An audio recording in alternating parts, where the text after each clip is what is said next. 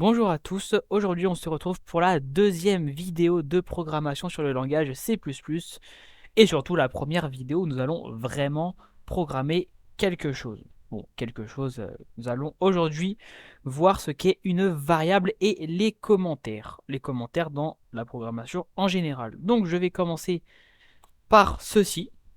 Un commentaire c'est quoi? C'est tout simplement ce qui vous permet d'écrire dans le fichier de code et pourtant ce ne sera pas exécuté. Ça permet par exemple ici pour la valeur return, je peux faire un double slash et je peux écrire retourne une valeur. Et tout simplement ce ne sera pas compilé par le compilateur et donc ça ne va pas entraver l'exécution. Si par exemple je retire les doubles slash, vous voyez qu'il y a une erreur puisque tout simplement là ça considère comme si nous étions en train de coder. Mais dès l'instant où je mets les doubles slash, ça considère que c'est un commentaire et donc je peux écrire ce que je veux. Je peux écrire des accents, des caractères spéciaux, ce que vous voulez, ça marche. Donc les doubles slash, c'est pour faire un commentaire sur une seule ligne. Et pour faire des commentaires sur plusieurs lignes, vous avez tout simplement le slash étoile. Vous faites slash étoile, ça le met automatiquement et vous pouvez écrire ce que vous voulez. Tout ça reste en vert. Donc c'est en vert, ça veut dire que c'est en commentaire. Sur Visual Studio, vous avez également la possibilité. Par contre, ça c'est caché par mon truc de rec. Je ne peux pas y avoir accès. C'est pas grave. Normalement, en haut, quelque part par là, normalement ma souris, vous la voyez. Enfin, vous voyez ce qui est caché ici. Vous pouvez écrire plusieurs trucs et vous avez juste à tout sélectionner. Et normalement, je sais pas si ça marche. Ok, il y a eu, j'ai coupé l'enregistrement sans faire exprès.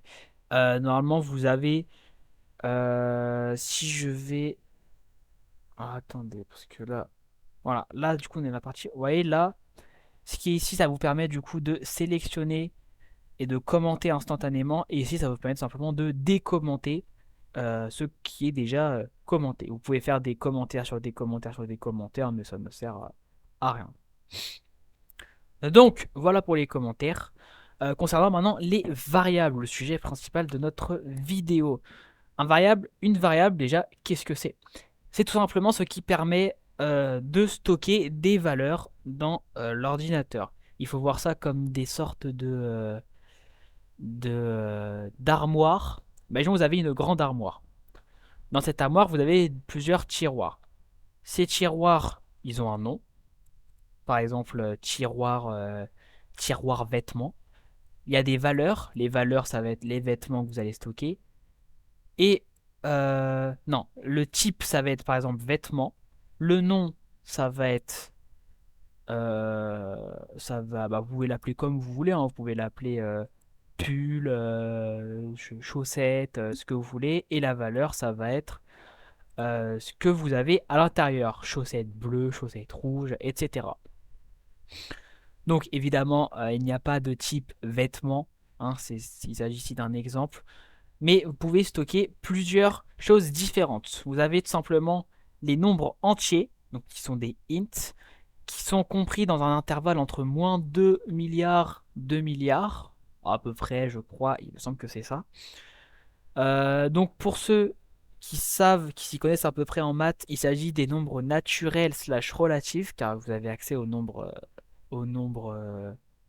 négatifs. Donc il n'y a pas de nombre à virgule dans les ints.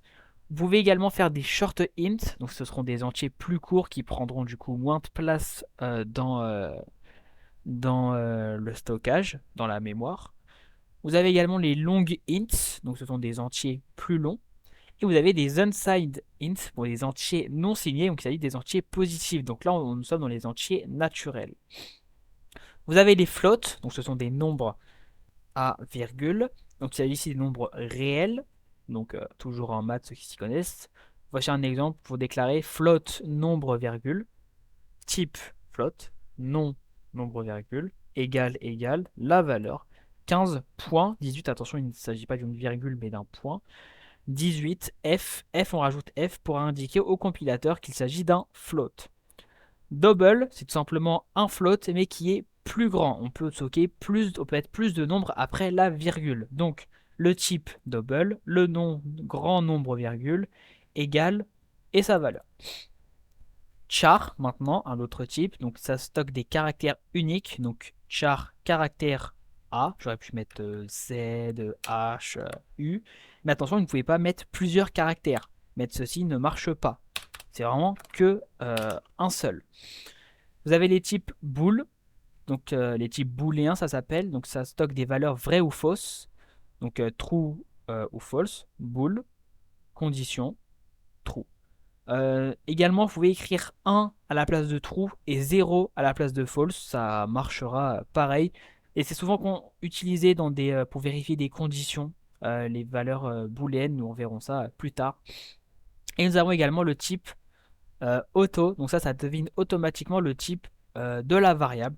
Donc si je fais ici auto test égale B, ici la variable test sera de type char.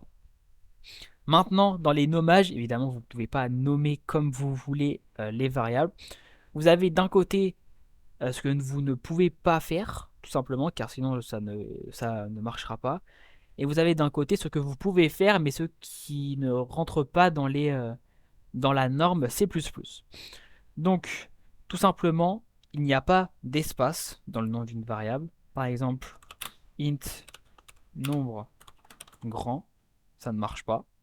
Si je mets, on va mettre ici une valeur, point virgule toujours à la fin. Nombre grand, vous voyez que ça ne marche pas. Pas d'espace, pas de caractères spéciaux. Alors les accents, vous pouvez les mettre en soi, ça ne buggera pas. Vous ne pouvez pas mettre de tiret. Vous ne pouvez pas mettre de virgule, il me semble. Vous ne pouvez pas mettre de. Alors, point virgule, du coup, vous pouvez pas mettre deux points. Vous pouvez pas mettre de virgule.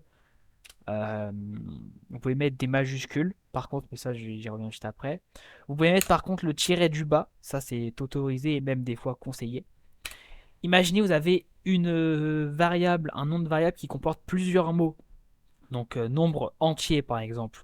Le nombre, donc là nous sommes dans ce qu'on peut faire, mais donc là nous sommes dans les. Donc imaginons. Donc là maintenant on va rentrer dans la nomenclature des variables C++, dans les règles de nommage. Donc pas de majuscule en début du mot, c'est autorisé, vous pouvez le faire, mais c'est déconseillé. Et si vous voulez par exemple mettre un deuxième mot, évitez de l'écrire tout en minuscule. Là c'est mieux. Vous mettez tout simplement une majuscule à la première lettre du mot, ou si vous voulez vous y retrouver plus facilement, vous pouvez mettre un tiret du bas et le mot qui correspond.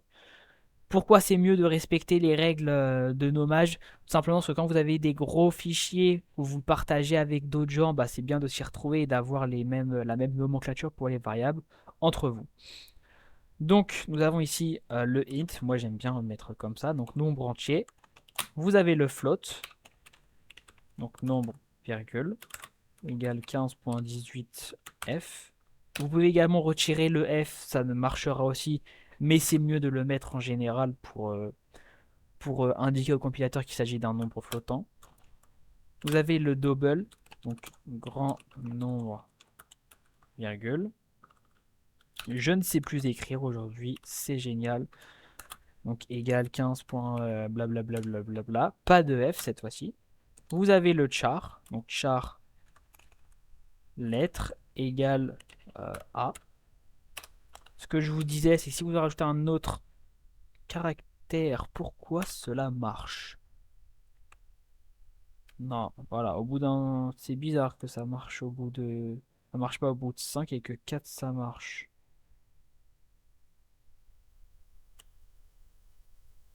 Hmm, ok, j'ai capté. Parce que il faut savoir que les chars c'est considéré comme un int également, mais ça c'est très compliqué à expliquer. Mais du coup, vous voyez que là on est sur une valeur de int qui est de 1 milliard, 1 milliard 98 millions, etc.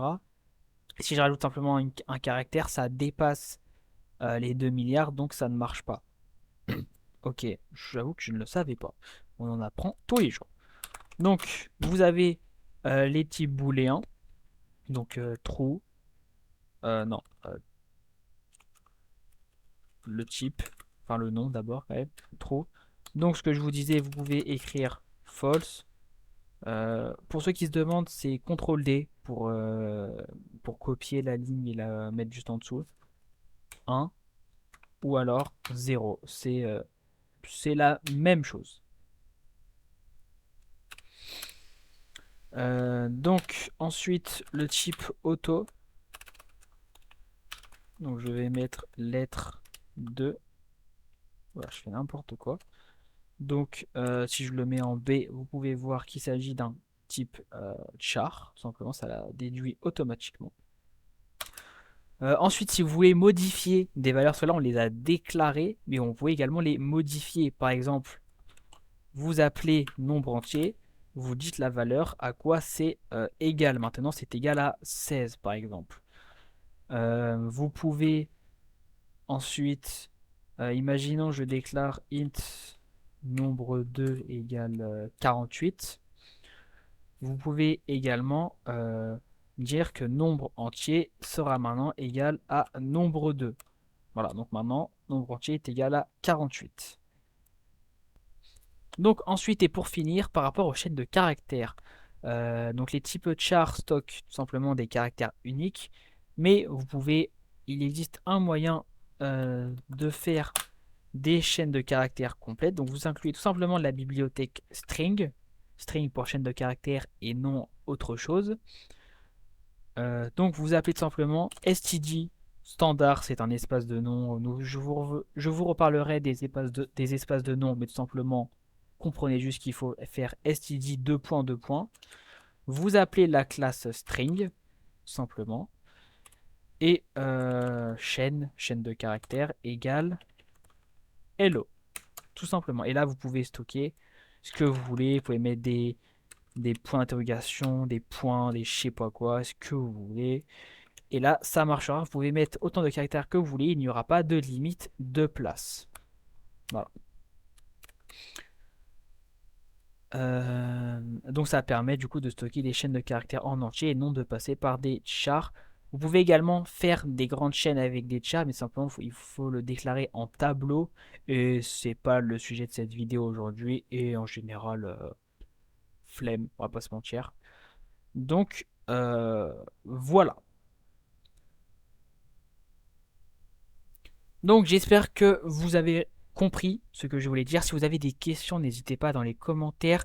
Si vous trouvez que j'explique aussi mal, n'hésitez pas à me le dire pour que je puisse m'améliorer. C'est la première fois que je fais ce genre de vidéo, donc j'avoue qu'il y a des moments où je peux bugger un petit peu dans ma tête. Donc n'hésitez pas à me dire les choses à améliorer. Vous pouvez également du coup retrouver le dossier du projet, donc sur toutes les vidéos qu'il y aura en C++ sur mon compte GitHub. Donc je vais tout simplement commit ceci en appelant ça variable. Je l'ai créé en public. Je vous mettrai le lien dans la description. Vous pouvez le retrouver. Et donc si je vais par exemple dans cours C++, là-dedans, variable, vous pouvez retrouver tout le code. Pour avoir, vous aurez également les commentaires, tout ce qui vous aurez. Là, pour l'instant, il n'y a que le 1, mais à terme, il y aura le 2, 3, 4, 5, 6, blablabla. Blablabla. Donc dans la prochaine vidéo, nous verrons afficher et écrire du texte dans la console. Donc soit du texte directement, soit pour afficher également les valeurs des variables. Je vous remercie, n'hésitez pas à liker, vous abonner, partager ce que vous voulez. Me dire encore une fois si vous avez des questions, des conseils dans les commentaires. N'hésitez pas également à aller voir mes autres vidéos que je fais sur le moteur de jeu Unreal Engine où je suis en train de créer un nouveau projet. Et le jour où sortira cette vidéo C++, je serai toujours sur le projet actuel, mais je vais bientôt en commencer un nouveau. Donc n'hésitez pas à aller voir, à aller me suivre également sur TikTok, c'est tout simplement le même nom, F Games, tout simplement, où je mets les mêmes vidéos sur Unreal Engine. Les vidéos C++ sont seulement pour YouTube, bien évidemment. Donc je vous remercie d'être resté jusque-là et je vous dis à la prochaine vidéo.